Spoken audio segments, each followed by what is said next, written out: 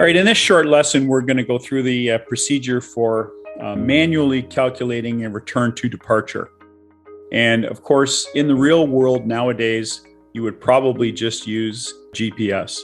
But let's assume that you don't have one, or let's assume that you're writing a Transport Canada written exam and they want you to calculate this. So calculating a reciprocal with no wind is no problem, right? The heading and the track are the same. There's no wind drift to consider, which is what complicates this little procedure. In this example, if I have a heading of 250 magnetic and there's no wind, I will also have a track of 250 degrees magnetic. So calculating the reciprocal is not a problem. Don't have to worry about the wind. So the required reciprocal heading is 180 degrees from the original. The wind correction angle need not be considered because there's no wind correction angle. How often do you fly around and there's no wind? So very simply, the way the math works out here, if I had a heading of 250 degrees and I want to calculate the reciprocal, I simply subtract 180 degrees. And in some cases, I would add 180 degrees, but the point is you're going to get an answer that's 180 degrees from your original track. So 250 minus 180 is 070 degrees. Easy, nothing to it. However, the wind is going to complicate this problem, right? If we're compensating for the wind, we've got the airplane pointed slightly into the wind. We have to factor that in when we make our turnaround.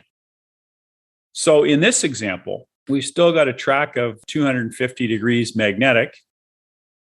We've got a heading of 242 degrees magnetic, which if you're an astute mathematician, you know that we're correcting 8 degrees to the left.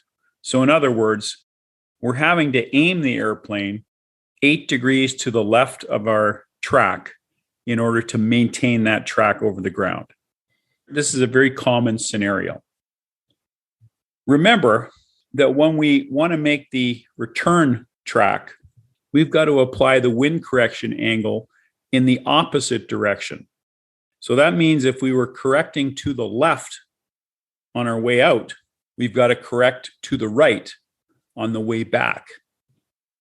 And it's even a little bit more complicated than that. So here are some rules of thumb. If your correction was to the left on your original track, your reciprocal track correction will be to the right. But it's not the equivalent amount. You need to double your wind correction angle from the outbound leg and apply that to your return leg. In other words, once you turn the airplane around, you're going to double the wind correction angle. And you may say, okay, why do I need to double it?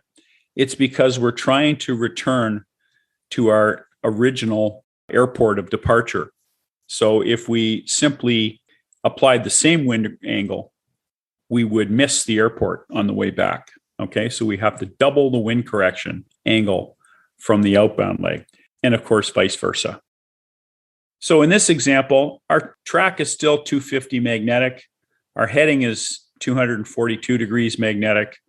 Our wind correction angle is 8 degrees to the left. And the question is, how do we calculate the heading to return to our starting point? So we don't want to parallel our outbound track. We want to go back to our starting point. So the first thing we have to do is calculate the reciprocal heading. Our heading is 242 degrees. Subtract 180, it's 062 degrees, and that would be our reciprocal heading. The next step is we've got to apply the wind correction angle correctly. So the original wind correction angle was 8 degrees to the left. The reciprocal wind correction angle is going to be 16 degrees to the right, because as astute mathematicians, you know that 8 times 2 is 16 degrees, but it's got to be to the right. Otherwise, the airplane is just going to get drifted way off course. So essentially, the math works out fairly simply.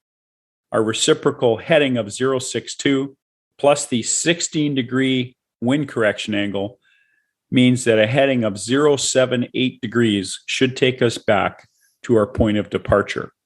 And most of the time, what you want to do when you're making this 180-degree-ish turn is you want to go back to the place where you started.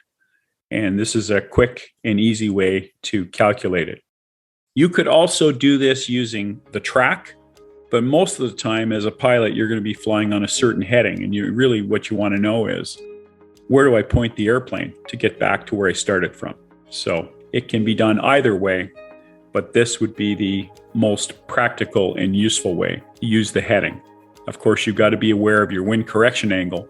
You have to be aware of which direction the wind is coming from relative to the direction you're flying.